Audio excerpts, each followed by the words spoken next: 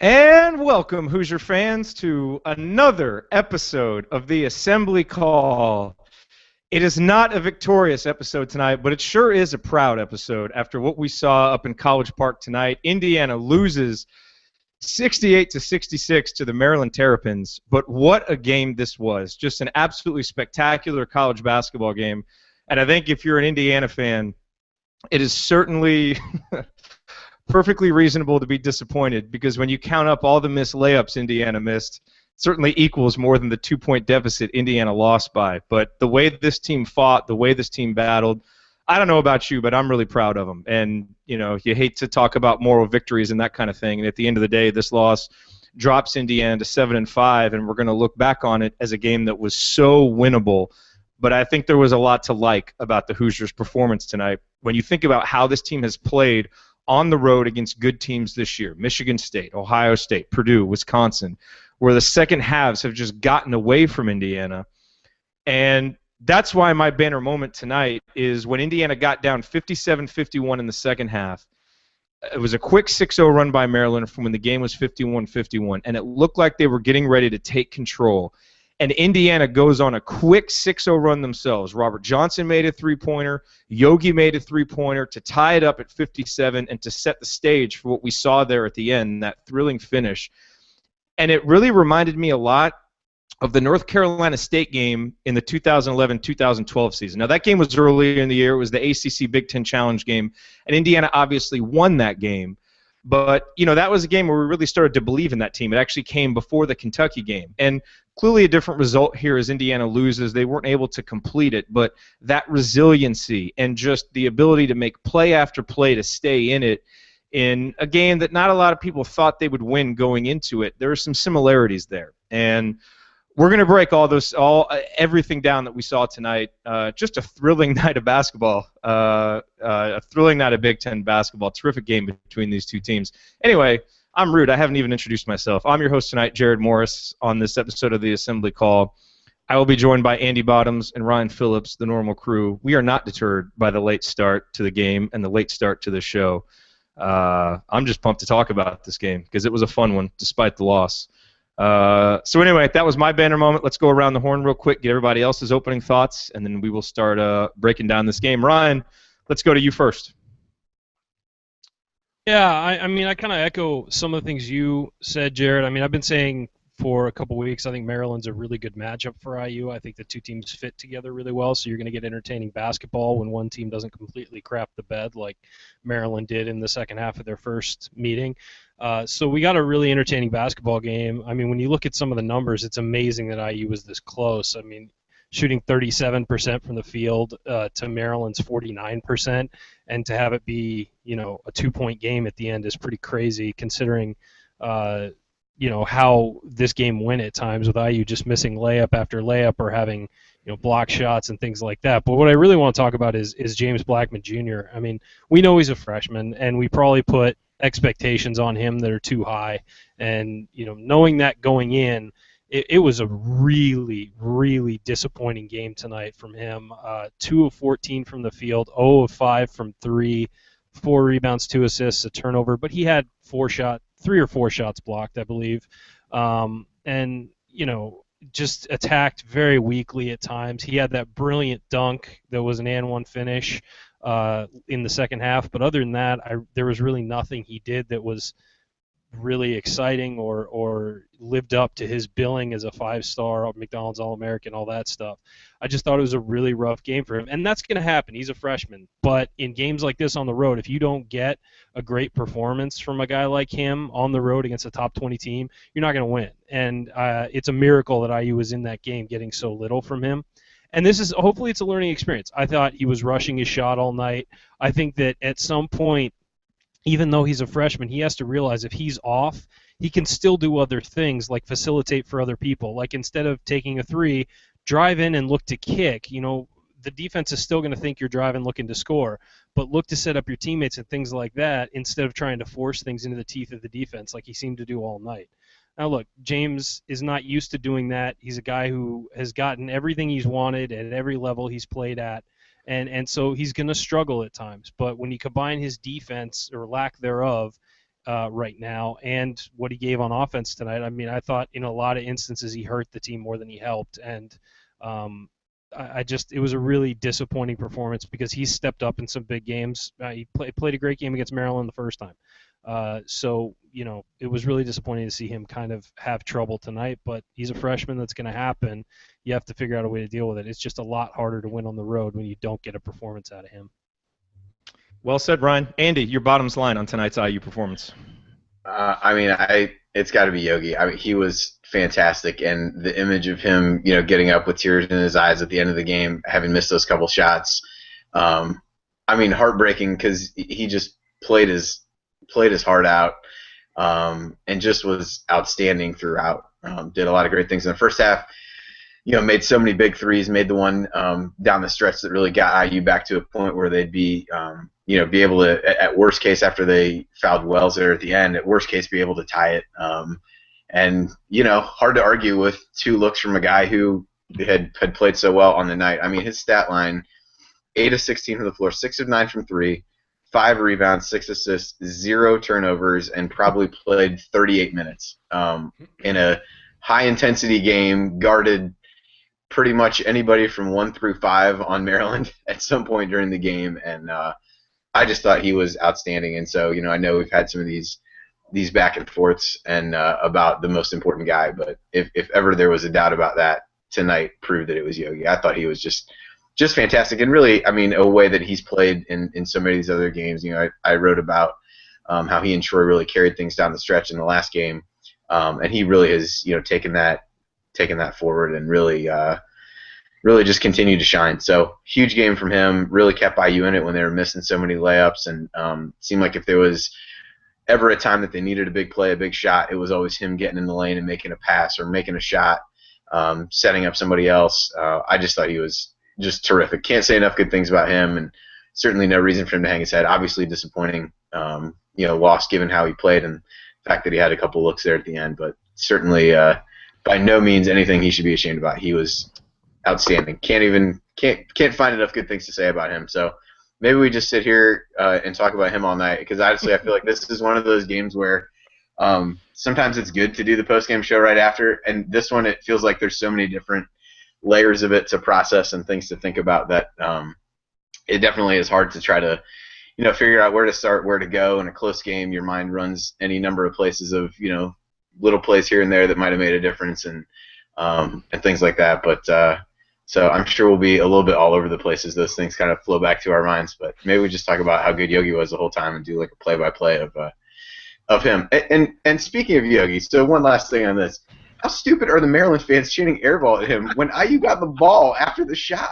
Like, I think they were mistaking swishes for not actually touching any of the net. I'm pretty sure that's what they meant. They did it for like 10 minutes, too. It wasn't like there was a really brief interlude where they were yelling at it. It was just, it kept going. It was like, guys!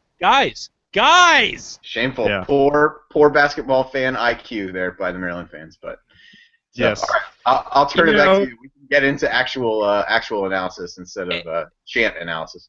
I mean, Andy, you read my mind, though, because there are so many different directions we could go with the rest of the show, because there are some numbers that are really, really interesting. We're going to get to those in a minute. You're right. We could talk about Yogi all night, because he is emerging as his junior year progresses as an all-time great type Indiana Hoosier, and we're going to see what, obviously, the balance of his career holds. But we haven't seen point guard play like this at this consistent of a level in a long, long time. And he was great tonight. And the thing is, it wasn't just in the second half. Think back to how this game started. And this was it was 22-17. And if you think about it, the start, Maryland got out to the 8-3 start. The only bucket before the first 4-minute timeout was Yogi bailing Indiana out with a three-pointer at the end of the shot clock. And Maryland was really controlling the game early, and Yogi had another three-pointer where he bailed Indiana out at the end of the shot clock. So when it was 22-17, it could have very easily been 22-11 without those two threes by Yogi Ferrell. And we know how important it is early in road games to stay in it. And I thought that's what Yogi did so well tonight, is he just kept making plays when Indiana needed them to stay in it, because we never let Maryland get 2 or 3 buckets in a row. We never let them go on that big run that we've seen this year, and I think that was a big reason why Indiana was able to stay in it late. The other reason is Troy Williams, and we have to talk about him because, the thing is, Yogi has scored, in the Michigan State game, in the Ohio State game, in the Purdue game, the Wisconsin game, our bad road losses. Yogi has scored points like he did tonight. The guy who hasn't showed up is Troy Williams. And he showed up in a big way tonight from the very beginning of the game and finished with 17 points, 10 boards, 3 of them were offensive. He only had 2 turnovers. He was his usual efficient self, going 7 of 13 from the field. Now, everyone's going to remember the 2 dunks, and he should have been 9 of 13 from the field, and dadgummit, if he is, we win this game. And someone called me out on Twitter for jinxing us, for saying if it's a close game, we're going to win. Well, I don't believe in jinxes, but if you really want to accuse me of a jinx, I do have in my notes 2 missed dunks by Troy. If we lose by 2, ... And we did. But you know what? If you're going to lose by 2 on the road to a top 25 team and the best dunker in the country missed 2 dunks, I mean, I have a hard time getting too upset about that. But I think it was good to see Troy step up in a game like this, in a big road game where he's really struggled before, because when he and Yogi are firing on all cylinders together like they are tonight, it makes this team so tough to beat. And they were really tough to beat tonight. Now, Maryland did it, and hat tip to them, and we'll talk about some of the reasons why they were, but I think Troy deserves just as much praise as Yogi for a really great all-around game tonight. And before we move on, I'll let both you guys say some words on Troy, because I'm sure you have them. And Ryan, you go first. Yeah, I mean, I thought that at times Troy was great tonight. I also thought at times you had your damn it Troy moments. The dunk out of the timeout, which was a beautifully designed play by Tom Crean, the alley-oop that he missed. He could have, if he grabs that with 2 hands instead of trying to go fancy and just grab it with 1 hand and throw it down, it's an easy dunk. Another time he had a great baseline drive, went up, and these are the 2 dunks you're talking about, went up and tried to throw down a reverse and missed it. And he's got to know at that point on the road, you got to do whatever you can to be 100% sure that ball goes in, because you're not going to get that many opportunities, especially as you saw tonight with these guys going to the rim and getting their shot. I mean, Indiana had 8 shots blocked tonight. So he's got to know that you've got to go for substance over style sometimes. And yeah, I know he's just that kind of guy. He's a crazy, wild, high flyer. He's gonna do something, try and do something spectacular, but you got to be solid on the road in those situations. At home, I would have no problem with those misses, but you're just not going to have that many opportunities, and I think that he needs to take advantage of those. But you're right. I mean, it sounds like I'm down on him. I'm not. He played a great game. I really don't think Maryland had anybody who could come close to matching up with him, and I thought he just abused him consistently. And we're starting to get into that mode where he's consistently providing a double-double. And we're kind of almost expecting that, or at least 8 rebounds and, anywhere between 15 and 20 points a game. And so he's, as you call him, he certainly showed up as all Big Ten Troy tonight. Yeah, I mean, from my perspective, we're starting to see other teams kind of guard him a bit differently. They've been putting their big guys on him and really daring him to take jump shots, and he took 1 tonight. But I thought in the first half in particular, he did a really good job of, and IU did a good job of getting him isolated on the bigger guys. So that was John Graham, who was like hopelessly mismatched trying to guard Troy out on the floor, or even Dodd in that case, where clear out and let him go to work. So I think you've seen IU adjust to the way other teams have adjusted to how they're guarding Troy. And again, I mean, as always, a lot of his work on the baseline was really impressive. And I thought the second half, the most memorable plays he had that I recall are, some of those putbacks, which were, huge plays, a couple off of, late shot clock situations where Robert Johnson's just trying to get the ball up on the rim, and he made those. Also had a good pass on the fast break where he, kicked it out to Zeisloff for a 3. So I thought he did a lot of good things. There were definitely some of those moments. I think the lob dunk was the one that kind of made me cringe a little bit just because of the situation of the game. And the first one it's early enough in the game where it's like, all right, well, not a huge deal, but the second one was the one you felt like if one was going to come back to bite you, that was going to be it, just because there was a chance to make, an easier catch, and it was such a well-designed play. So, I thought he played really well. I was surprised that he was out a little bit there down the stretch. I know one of the things that led to that was probably the missed box out on the free throw where Maryland ended up getting a 4-point possession. So, again, as we go and talk about like little things here and there that make a big difference in that game, that was one. I don't know if that's why he got taken out there, but he was out a little while, but came back in, made some plays. So a really good performance from him, and really it was a little bit like the game on Sunday, where it was a whole lot of Troy and a whole lot of Yogi and a little bit of everybody else. I mean, those two had 40 of IU's 66 between them, so combined for 15 of IU's 36 rebounds. And Troy had the 2 turnovers. The turnover to me that was the killer was the one at the end of the first half where IU could have helped the last shot. Luckily, it didn't come back to bite him, and that I don't think Maryland scored on their possession. But a little bit of good with the bad, and kind of like we talked about with him, I think you're willing to put up with a little bit of that just because he's been so effective and starting to show those signs of being all Big Ten Troy on a more regular basis. So those 2 guys definitely carried the load once again. All right, so let's address this elephant in the room that Ryan just put in our little chat here, which is the picture that's going around showing Troy Williams wide open under the basket on the final play. I don't know. I did not see this, and obviously I don't hang around to watch replays when the game ends because we come in here to get ready for the show.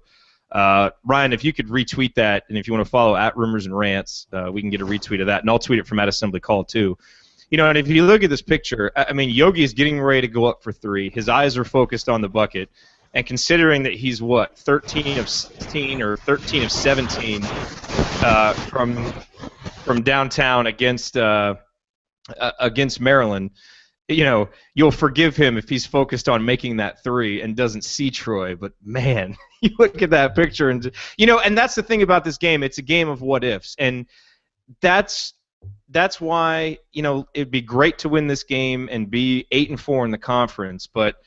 The fact that you look at it, and instead of the other team blowing Indiana's doors off like has happened in their 4 other road games against good teams, this was a game of Indiana not beating itself with turnovers because they only turned it over on 9.4% of their possessions. Instead, they beat themselves with just missed layups and just, not recognizing a play like this. So, real quick, Ryan, if you want to jump in here with some insight on that final play. Yeah, apparently it looks like Layman just stopped guarding Troy. I don't think Troy knew he was that open. I mean, if you look at the picture, and there have been a couple tweeted out, not just one, and it looks like Troy was just cutting under the hoop to be there.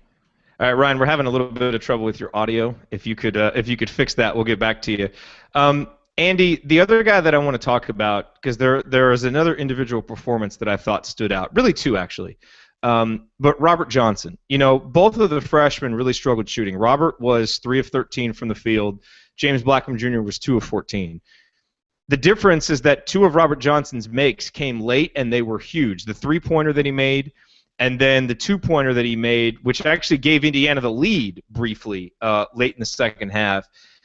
And, you look at Robert Johnson's final line, 8 points, 2 assists, 2 rebounds. It doesn't jump out at you. But his ability to make those big shots after struggling, and the defense that he played as well, I tweeted out late in the game, Robert Johnson is special, and I think, obviously his numbers will continue to get better the longer he's in the program, but he shows you just that poise and that kind of maturity beyond his years and ability to play both ends that really just makes you so optimistic about what he can be in an IU uniform, and I thought we saw it a lot, especially at the end of the game tonight. Yeah, I think I tweeted something similar toward the end of the game that his contribution is more than what probably shows up on the stat line. I thought defensively he was really good. He played Wells quite a bit. I felt like Yogi played him a bit more in the first matchup, but I thought Johnson played Wells a pretty decent amount tonight, and certainly given up a little bit in the strength department and a couple of inches size-wise, but I thought he did a really good job on him, and then they switched him on to Trimble late in the game, and he forced him into a shot clock violation essentially down the stretch. So I thought he was really good defensively, and I think is starting to sustain some of the things that we've seen him do on defense when we've kind of talked about does IU have perimeter defenders and things like that. Some of those concerns, and we'd seen flashes from him. Feels like he's starting to put together more of those flashes consistently than he had earlier in the season. And I think the other thing with him from a shooting perspective, I thought he rushed things early. I think that's probably a little bit to do with the fact that he was playing close to home. But I didn't feel like he really let that take him out of his game, and he got settled back in and made a big 3 either early in the second half or late in the first.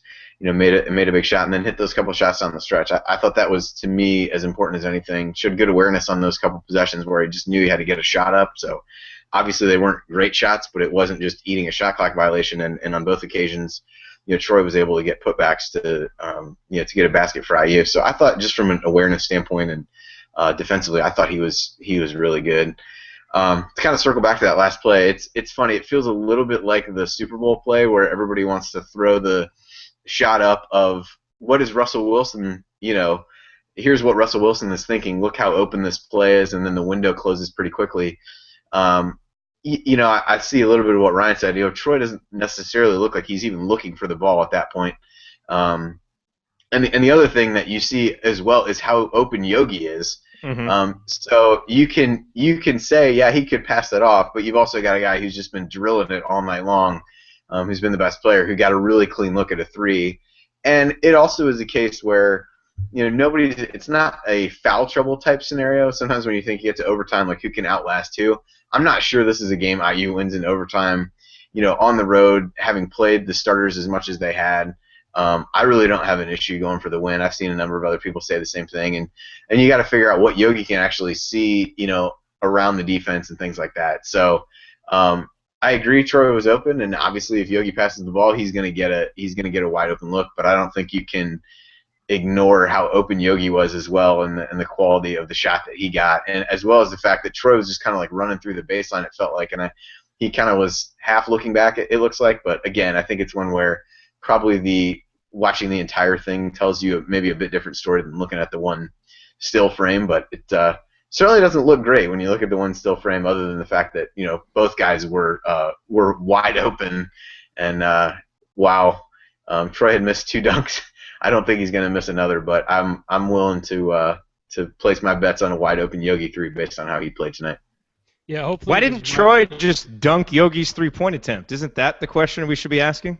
It was funny because it was one of those where you did kind of feel like, it was good that they got up a shot in time to get a rebound, but it was one that it hit so hard off the heel that Troy would have easily had a putback had it just bounced off the rim, or even like kind of off the side. It would have been a pretty easy putback for him. But that's the other good thing. It's a smart play to get a shot up that early, and then that way they still had another chance to throw up another shot to tie it. Hopefully my audio is better now. I don't know. It is. Yeah, keep talking. Okay. You're good. Yeah, what happened on that play, and you could tell, is that Layman just stopped guarding Troy. Maybe Turgeon in the timeout just said no threes, no threes, no threes or something, because he just completely stops guarding Troy when he cuts to the hoop. And Troy did not know he was open. You can tell he thinks that Layman is probably a step behind him, and he's not looking for the ball. He's looking to go up for some kind of rebound. And yeah, look, on the replay you can see Yogi is wide open for that three, and look, on a late second play like that, especially when you're going full court, you want to keep things as simple as possible. You dribble until they stop you. If you got a shot, you take it. If not, you go all the way to the hoop.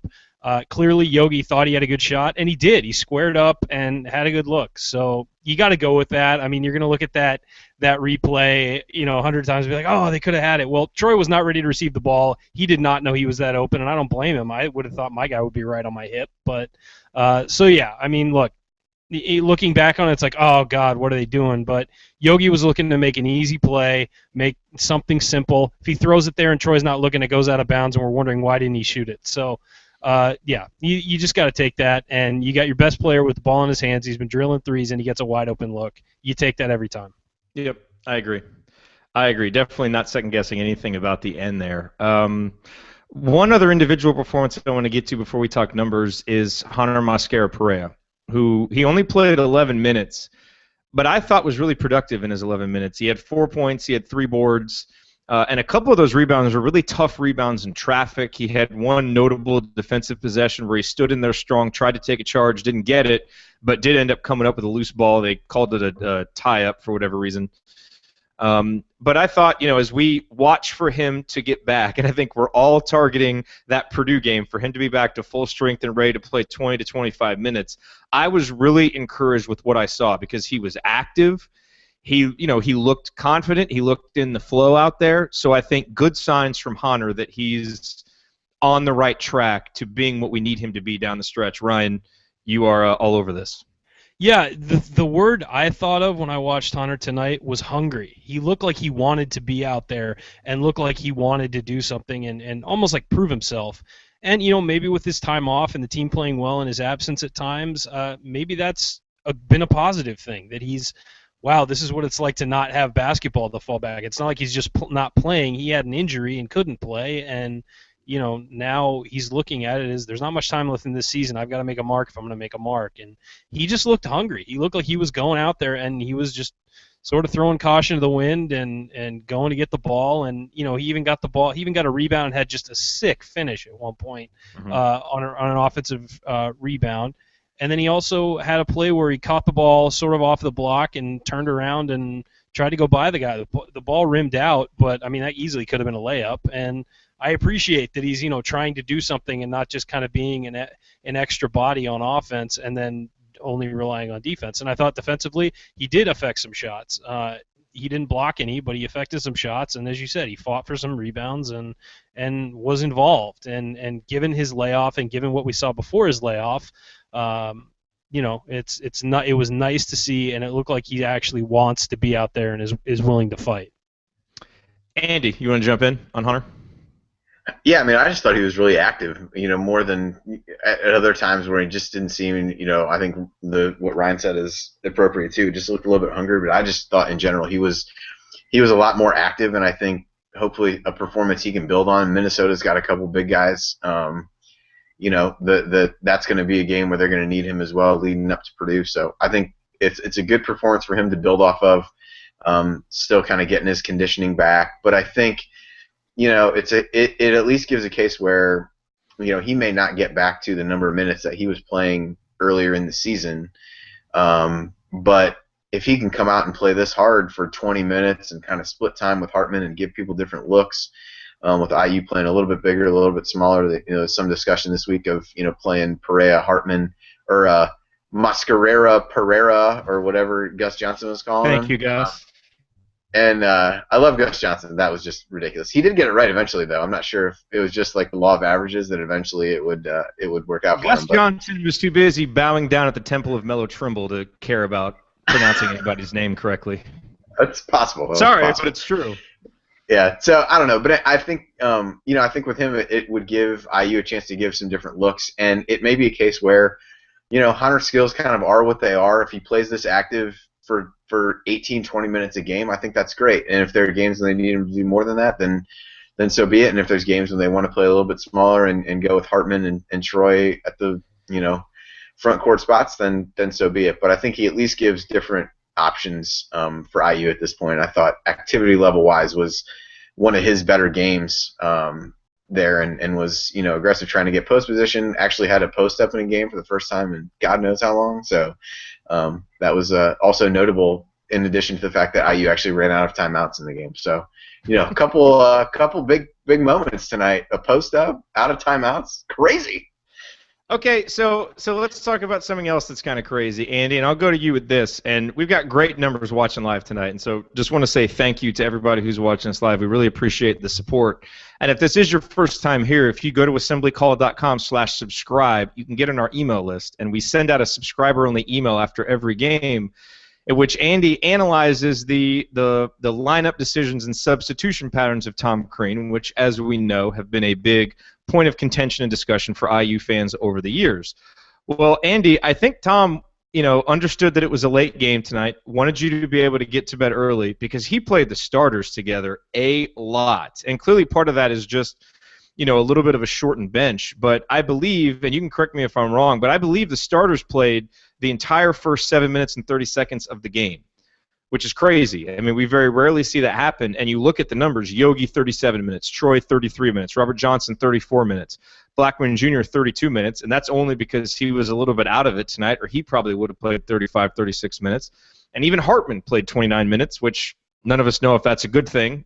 Kind of rather see him in the 20 to 25-minute range. But your thoughts, Andy, on the trends that we're seeing here, where it really seems like Tom is liking this five-man unit and really sticking with them at the beginning and the end of games. Yeah, in the last game, in the Michigan game, they played, I think, in total close to 18 minutes, I want to say, if I'm remembering this correctly. And I didn't go back and look at the stuff I've done for all the games so far, but I feel pretty confident in saying that that was the most that any group, starters or otherwise, had played in a game over the course of the season. And I would guess the numbers are pretty similar tonight. I mean, you had a long stretch at the beginning of the first half, as you mentioned. There was another stretch, I think, toward the end of the first half where they were back in together again. Then you had the beginning of the second half, and again, I think down the stretch. So I think it's becoming a point where, particularly in a game like this where it's close, I think you're really seeing the guys that Crean trusts, and I think it makes sense. We've seen Holt have some good moments, but he didn't play tonight, and I don't know that, with Perea back, he gave him enough good minutes there based on the personnel that Maryland had that it didn't necessarily make sense to, throw another conventional big guy out there because,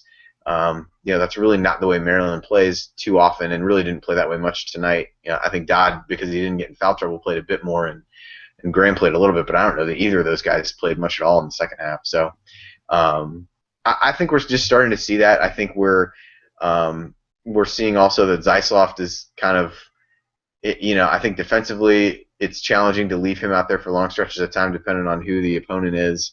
But he can come in and give him a good, 12 minutes a game. I would guess he was right around that tonight.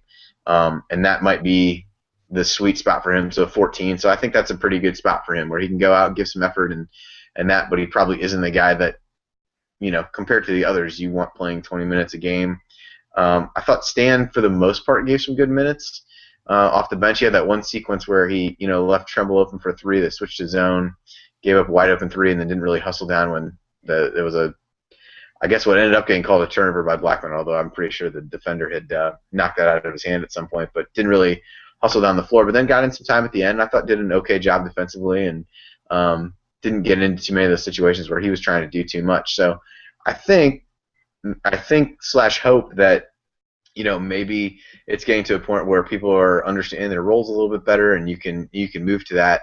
And I think with a pretty kind of even cadence of games coming up, where you've got a few days in between, you can probably afford to play, excuse me, some of the starters a little bit more because the games aren't right on top of each other like they were during that one stretch. I think I mentioned that during the last game as well. But so I think it's a good thing. I think as fans have a pretty good idea of who you feel like you can trust, who you feel like you know what to expect from, and it seems like the playing time is shifting in that direction, which to me is a positive and something that we or I, maybe I'm applying that to everybody else, I feel like we've been clamoring for a while, is let's let these guys develop some continuity, and I think that mix of guys that really developed with Hunter out, developed some good chemistry out there and plays well with one another.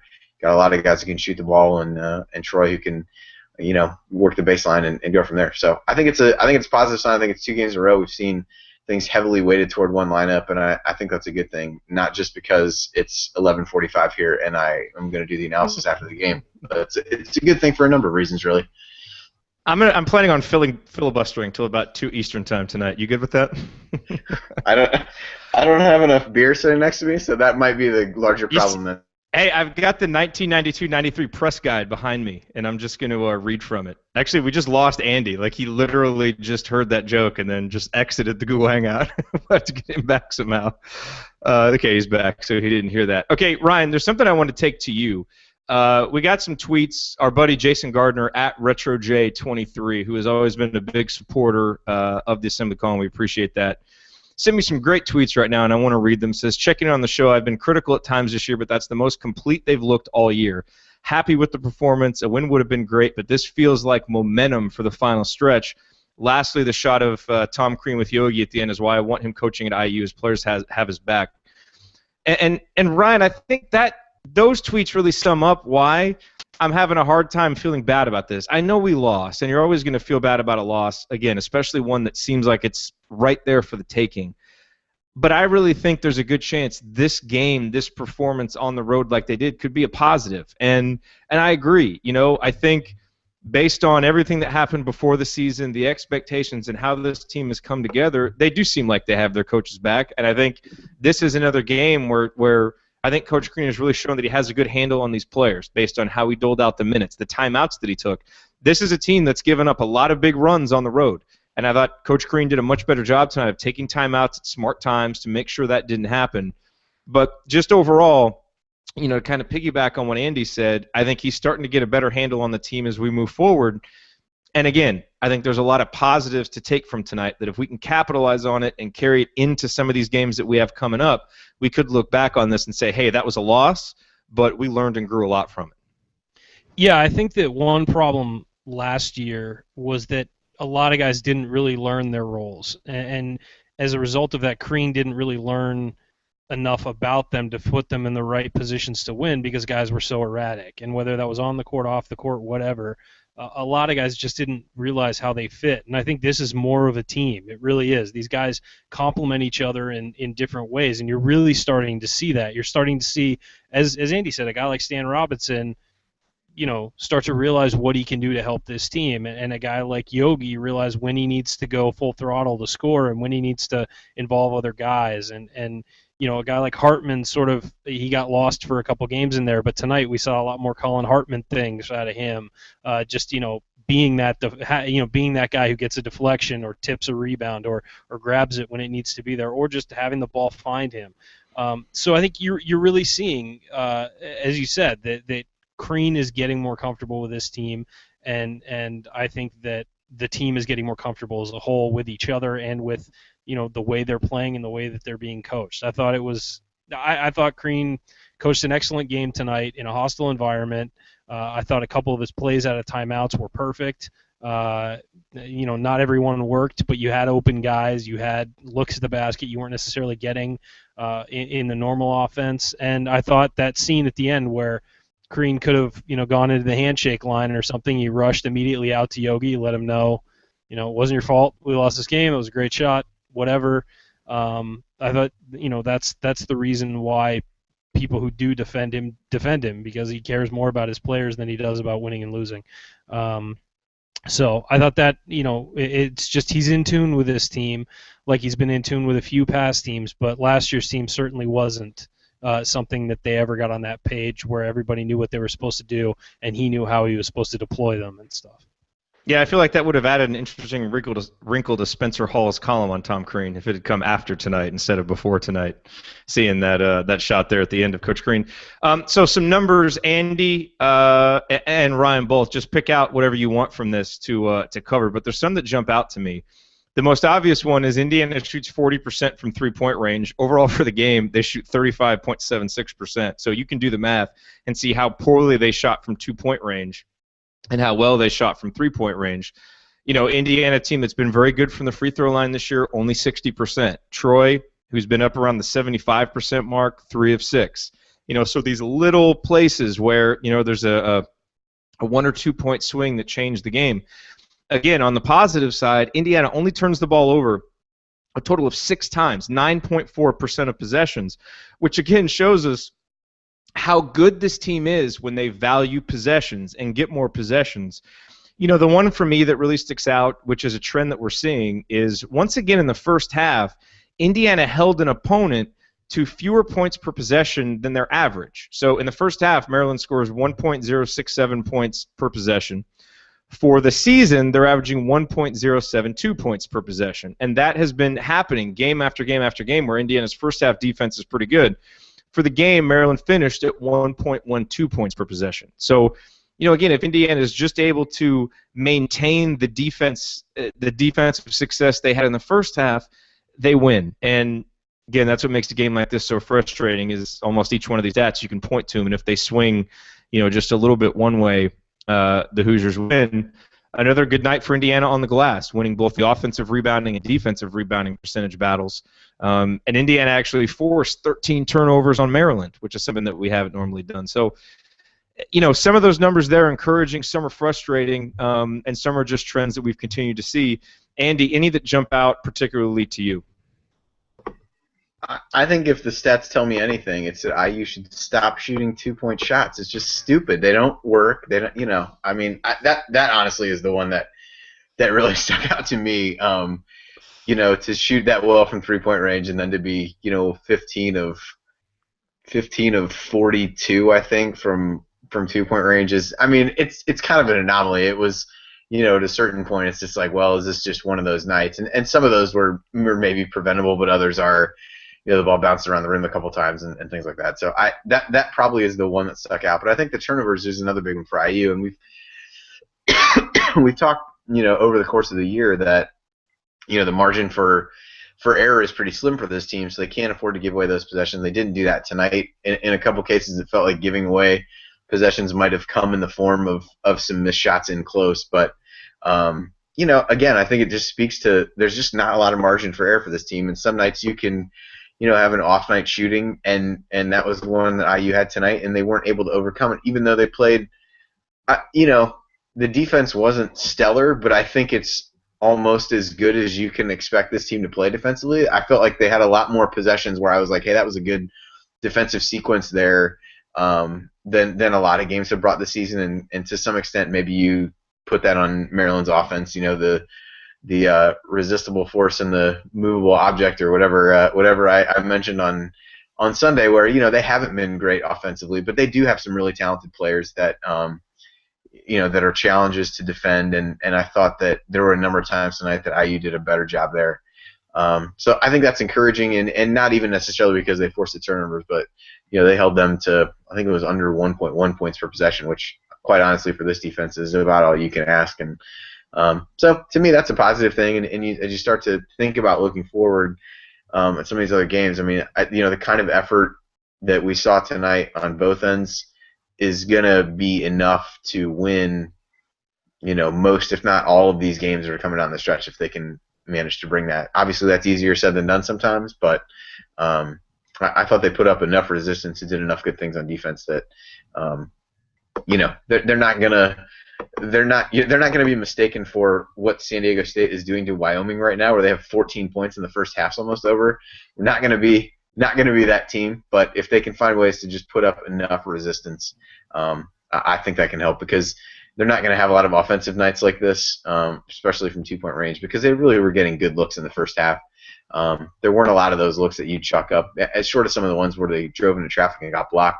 There's not a lot of those shots where you'd say, that was not a good shot. You shouldn't have, you could have waited and gotten a better shot than that.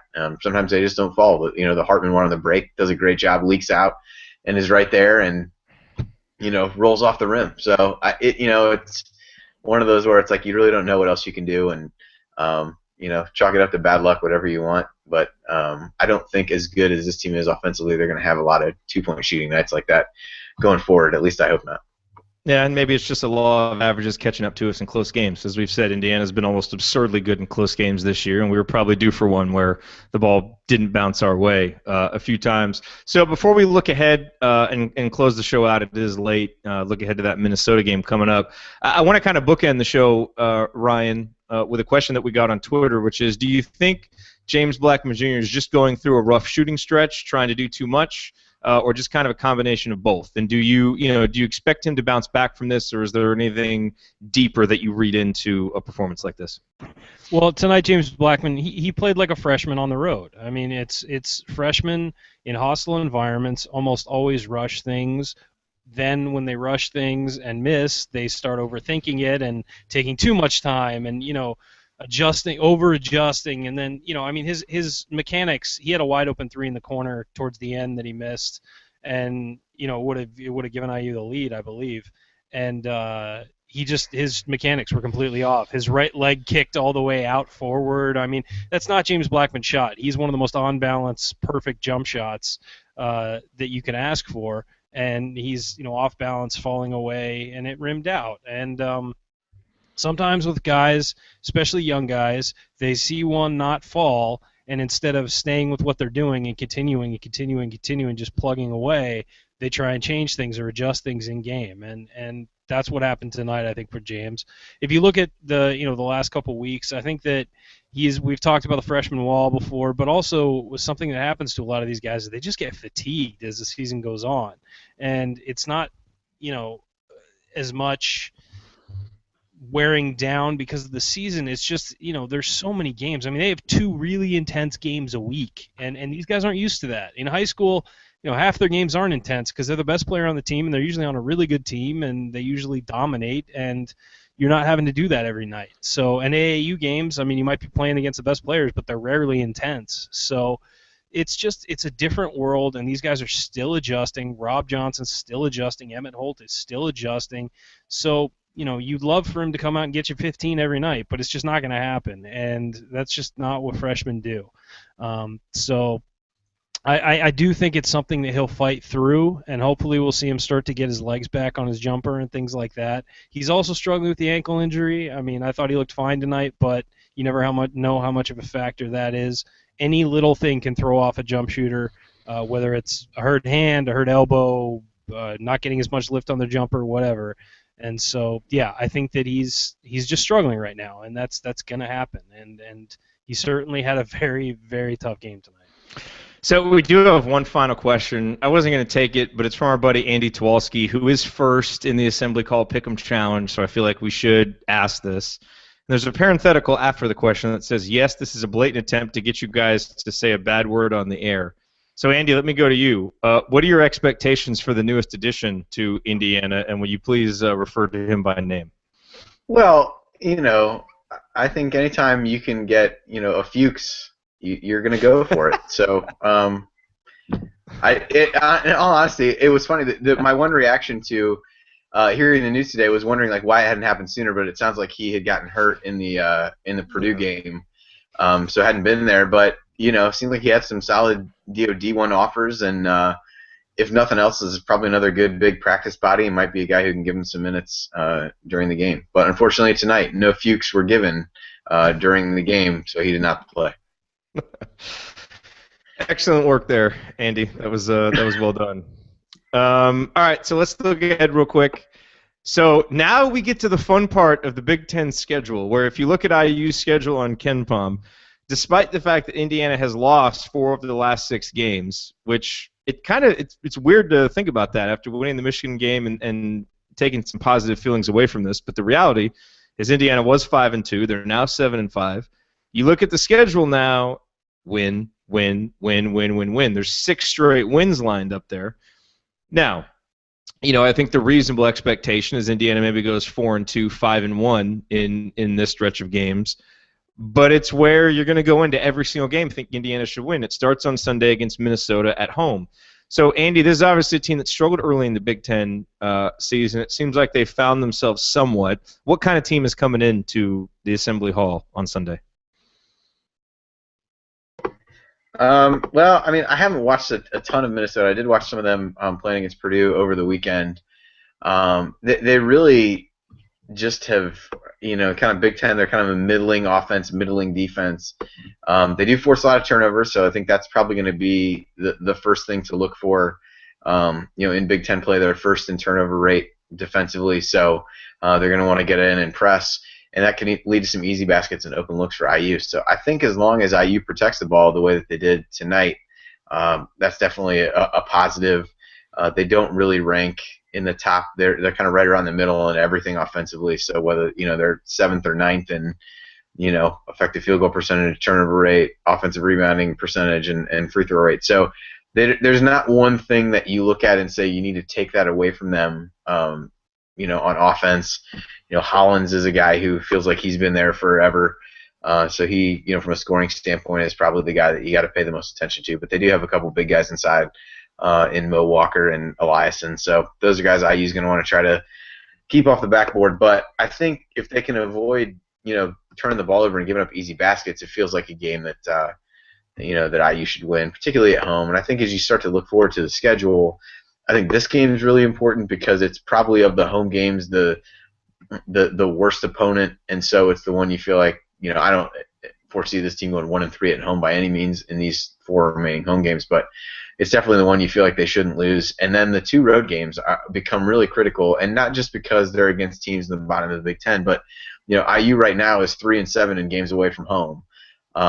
So that's not a great winning percentage, and even though one of those games was against Butler, and that's a good neutral court win, and one of them was against Illinois, who's coming on, the results kind of speak for themselves. 30% of your games on the road you've won, so being able to win both of those and get to a 5-7 point heading into the Big Ten tournament, I think is pretty key for seeding, because if you start to drop those games, you end up 3-9 or 4-8, then it really starts to become something that is, I don't know, used against you. Maybe is the wrong term, but could be used against you from a seeding perspective. So I think those take on some importance.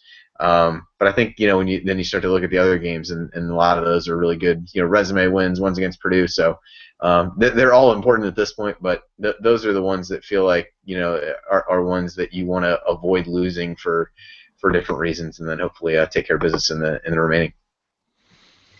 Well said. All right, it's late. Let's go around I do want to say. I do want to say real quick. It's really big on Sunday for Indiana not to look ahead to Purdue. I know those guys want revenge for that game, and they feel like they're playing better now and everything. But Minnesota is the kind of team, and I've been saying it all year whenever we talk about the schedule, that's a team that can jump up and bite you if they play well. And so we just cannot risk a loss there looking ahead to Purdue, especially because they've got some inside size, as Andy said. And then the Rutgers and Northwestern games on the road, you got to win both of those. I mean, those are two that, we haven't had many must-wins on the season. Those are two must-wins to get those two wins in your pocket. Iowa and Michigan State, both teams that have either played atrocious basketball or looked really good at times this year. So you never know which way those are going to roll. So Minnesota is a big one for Indiana on Sunday, just because they're not ranked or struggled early in the season. That is a big game. They've got to win that game. Well, and for the record, Minnesota is ranked higher than Indiana in KenPom. The numbers are already updated after tonight's result. Indiana remains at 50, and Minnesota's actually 45th, so they're still riding the wave of their solid non-conference to a solid ranking. Oh, real quick, let's go on the record with who you think's going to win. Ryan, do you think Indiana overlooks Minnesota, or they get that victory? Well, I feel pretty smart because I said that I thought that it was going to be a really good game tonight and that Maryland would win it late in a close one. So I'm feeling good. I'm going with Indiana on Sunday. Don't take credit for picking against Indiana. I'm going to mute you the next time you say anything like that. I picked Andy? Right is what I did. No one cares if you pick right. This is an Indiana show. Keep your objectivity at the door. Hey, whatever. I want to win, all right? Look, I'm just salty because I'm in last place, and I'm going to have to wear a Purdue shirt, all right? So just why did I agree to this? Why? Who agreed to that? Why is that? I don't know, because I knew that I'd pick Indiana every game. And clearly that's not going to happen, but whatever. Just wait a minute. If I finish poorly, I am not wearing a Purdue shirt. I'm just letting that be known out there. No, that was agreed to. That was agreed to. But hey, you picked right tonight, so kudos to you. I'd only wear the Purdue shirt if it had an expletive in front of it. Is that a possibility? That's fine. That's fine. Is that what kind of shirt we can wear? All right. I just want to make sure. If the only requirement is that it has Purdue on the actual shirt, you can do whatever the hell you want at that point. No, I'll pick IU in this one. I think it's a good bounce back game. This was certainly a draining one, but I think it's actually probably in that regard a good thing where they've got a little bit of time. It's a Sunday night game and a little bit of time to recover. This was definitely an emotional one, as evidenced by Yogi's reaction at the end of the game. But I definitely think they'll bounce back and win. Minnesota has been really inconsistent this year. I think it's scary regardless, just because of their association to the barn. But if it was in Minnesota, then I would probably not be getting a lot of sleep between now and then. But as it stands, in Assembly Hall, I have a hard time picking against IU. Yeah, I think you look at this game, and Minnesota does force a lot of turnovers, which Indiana struggles with, and they've won 2 games in a row. And they're a team that is scoring 1.07 points per game offensively. I think it's a really tough matchup for the Hoosiers, and I think Minnesota is going to come into Assembly Hall and get that victory. Just kidding. I'm picking the Hoosiers. There's no way Minnesota's come into the Assembly Hall and winning. Come on now. Okay, let's go with some final thoughts. It's late. We're all getting a little slap happy. Let's go to Andy first. All right, so a couple things that I don't think touched on, at least one of them. Actually, I think I had 2, but I can't remember what the other one is at this point, so that speaks to how late it's getting. I think I know in general what it was. I think it's about leadership to me, and I thought that really came through tonight. Certainly in the form of Yogi, as we talked about, and also with Troy. I saw somebody tweet toward the end of the game that Blackman was just frustrated from missing that 3, and it kind of started to walk away from the huddle, and Troy grabbed his jersey and pulled him back in. And I think for all the things struggles that everybody had last year, and wondering where the leadership really was, and kind of seeing Sheehy forced, kind of feeling forced to be that role that maybe didn't fit him well, that we spent a lot of time talking about. And then even fast forwarding to the off season and some of those kinds of things. I mean, what everybody was clamoring for was, where's the leadership in this team? Some of that was directed at Crean. A lot of it directed at the players, and there were a lot of questions around where's the leadership of this team. And I think the last couple games have shown exactly where that is. And I think that's reassuring. This team is, again, I mean, there's a lot of things that you can poke holes in about this team and say they're good, they're not good at this and that. They're not going to be elite defensively. They can be amazing on offense. But I think one of the unknowns was how they would really develop and gel and form that kind of leadership going forward over the course of the season. And I think what we've seen, hopefully tonight, and hopefully it's just a springboard into the remainder of the season, is you're starting to see those kinds of intangibles. I kind of hate that term when you can lump whatever you want into that, but you start to see a little bit of those kinds of things start to take shape, and I think that's a positive sign, not only for this year, but also for the program. And quite honestly, while it sucks to see a college kid out there with tears in his eyes about losing a basketball game, it's kind of cool at the same time, because you start to see like that to these guys, it's starting to mean more than it probably did last year. And maybe I'm reading too much into that, but I think it's easy to say that there wasn't as much pride in winning, losing, whatever you want to say, last year than that you're starting to see this year. So I guess maybe that's my banner moment as we start to close out the show, and I'll steal your section. But I think that if anything is what I take away from just a really entertaining college basketball game tonight. That would probably be the other thing. Is I think Mike DeCourcy tweeted this out. For those who say like college basketball sucks and is boring and is tough to watch, this was an eminently watchable game that somehow Ted Valentine did not insert himself into and find a way to Fuchs up. And so I thought it was overall a good game minus the result. A great night. I think we learned a lot about this team and trying to stay positive. So I'm not only stealing your segment of the show, I'm also stealing your optimism. So you need to use your final thoughts to rail against Crean and generally be negative. So I pass the baton to you. Well, it's got to go to Ryan first. After Ryan, yeah, take your time. You got to work something up. So Ryan, stall as much as you need to. He's got to get out of character here to really bring this home. I will be honest to start. I did not even know Ted Valentine was officiating that game. Yeah. I'm dead serious. I had no idea until just now that he was officiating that game. That's the headline of this one. Ted Valentine officiates game without incident. But I think that this was one of the most complete games IU's played all year. Obviously, a lot of stuff didn't go down. They didn't hit their normal offensive numbers. I thought they played solid defense at times. I thought that Melo Trimble is a tough cover, and they let him get off a little bit. So is Wells, and those guys did what they're supposed to do. And having that shot at the end to win it on the road in the Big Ten is all you can ask for. If we get that every road game, even if you miss them, you're in the game and you're right there.